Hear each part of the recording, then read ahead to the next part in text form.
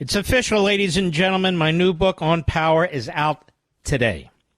And those of you who are purchasing it, I want to thank you on Amazon.com and any retail bookstore or any of the warehouse stores that currently have it. I want to thank you. Barnes & Noble has a lot of them, and Walmart, and Costco has some, and BJ's and Sam's and Target, and on and on and on.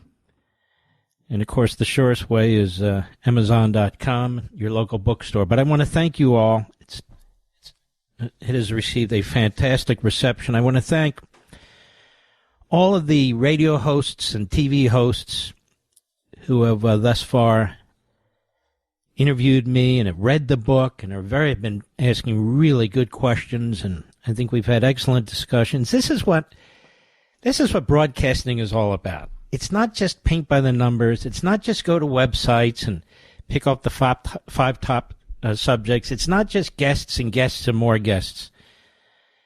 It's this, talking about things that are substantive and matter. There's really few other formats in which it can be done.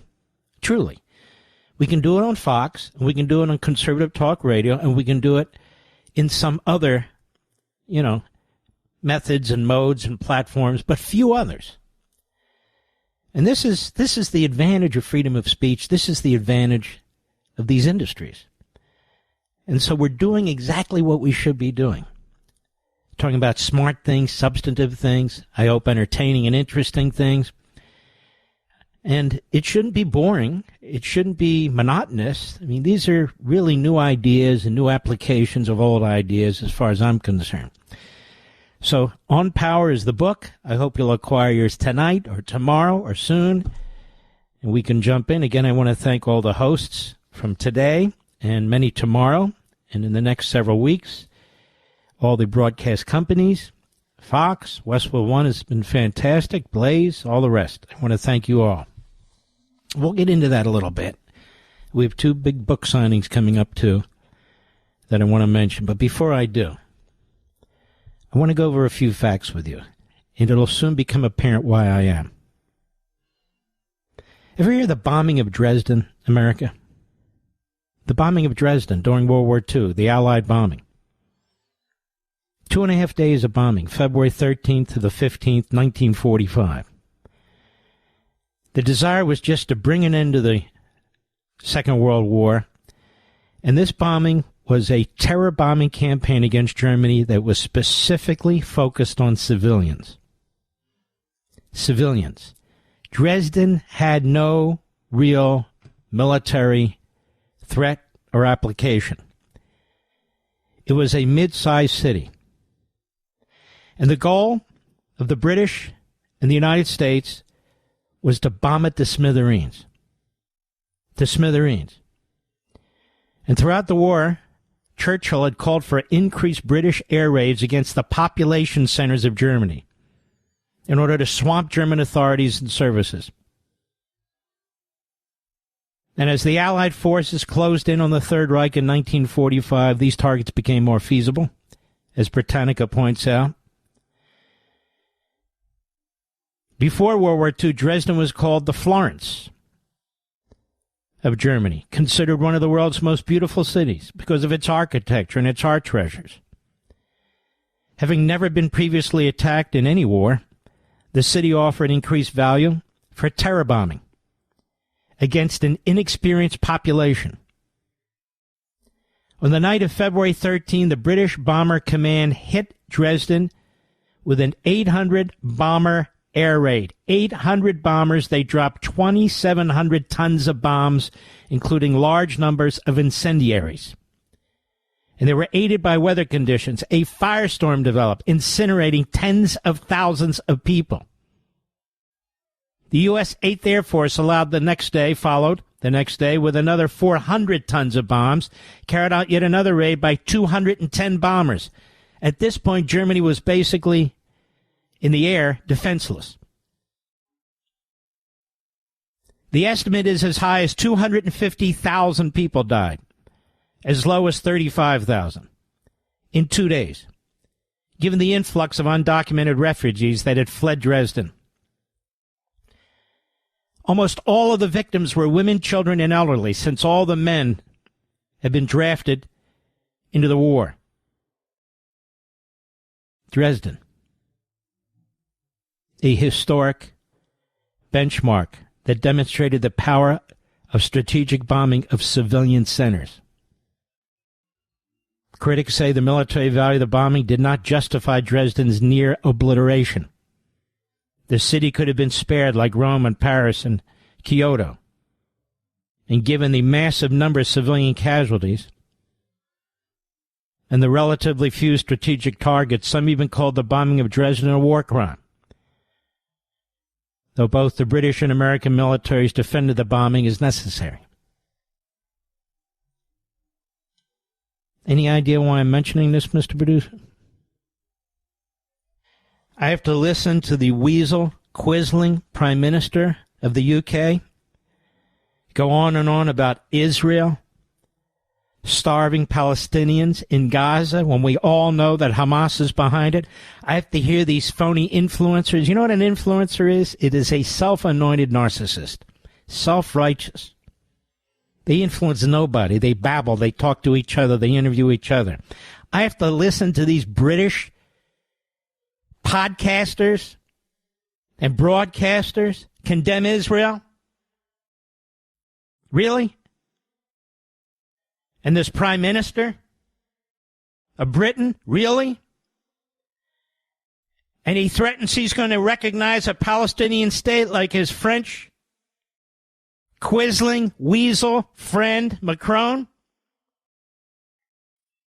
An individual who I don't know posted and I retweeted it.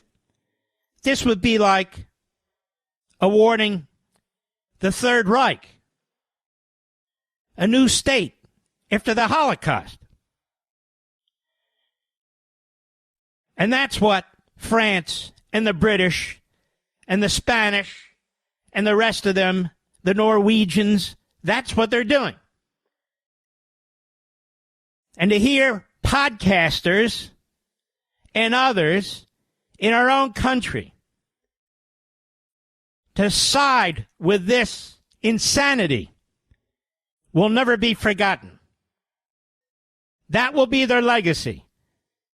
No matter what else they say, from today to tomorrow, no matter what else they say in the future, they will be remembered as the voices that opposed preventing Iran from getting nuclear weapons. They will be remembered as the voices that turned on our ally,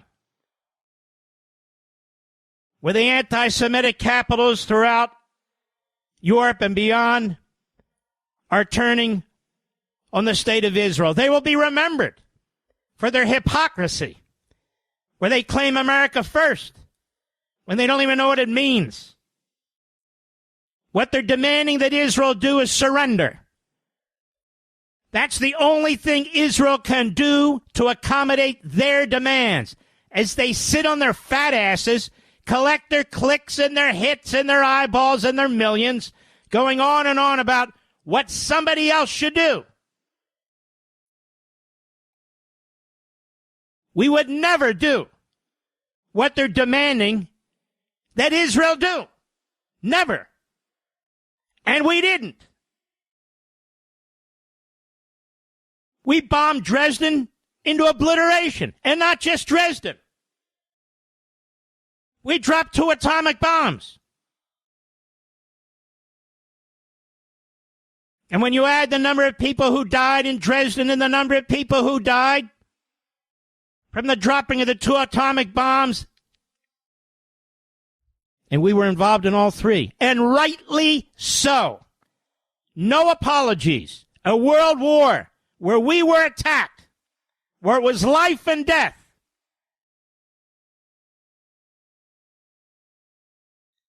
Makes Gaza look rather small, even though it's not, doesn't it? Dresden, Hiroshima, Nagasaki, those are only 3. Those are only 3. There were others. There's no talk in our country about feeding the citizenry of the enemy. In fact, it was a military decision that in order to stop these regimes, in order to defeat Imperial Japan, in order to defeat the Third Reich, the population was fair game. And the population, city after city, needed to be destroyed in order to put the pressure on these governments to either surrender or collapse.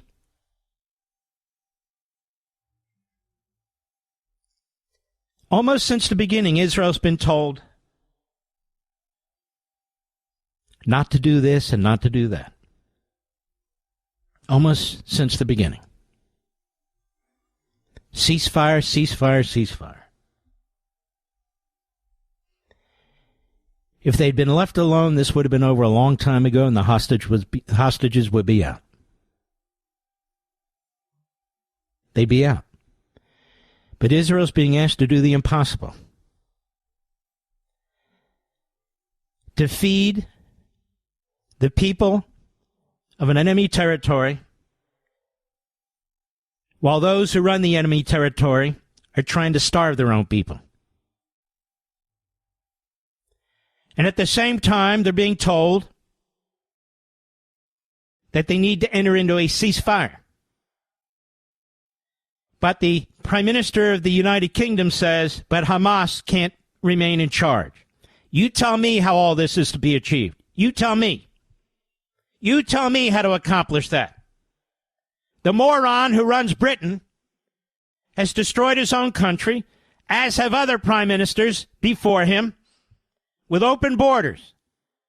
Britain has a real problem now with these radical Islamists, one of whom is the mayor of London, but they're the mayor of several cities in Britain. Britain is in decline. Britain's Western standards are being usurped. Free speech is allowed as long as you attack Britain, but you better not question radical Islam. France's President Macron believes he owes his presidency to the radical Islamists. And ask yourselves, what has France done? What has Britain done to try and defeat Hamas? What did they do with Iran other than appease Iran? We're perfectly willing for Iran to get nuclear weapons because they weren't willing to do anything about it. Should the United States go the way of Britain? Should the United States go the way of France? Should Israel destroy itself? A Palestinian state, exactly who would run this state? Exactly what would it look like? Exactly what would its boundaries be? Exactly how would you stop it from being another Gaza, but worse?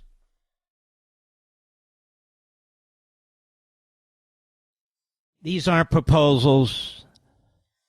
These aren't rational policies. Israel is not going to surrender to its own destruction, no matter what the hell anybody says. But these people in our country, these influencers who influence nobody, including President Trump, nobody, they stand with the Islamists. They stand with the quisling Prime Minister of Britain. They stand with the quisling President of France. They stand with the Communist Chinese and Putin. They stand with the United Nations and UNRWA.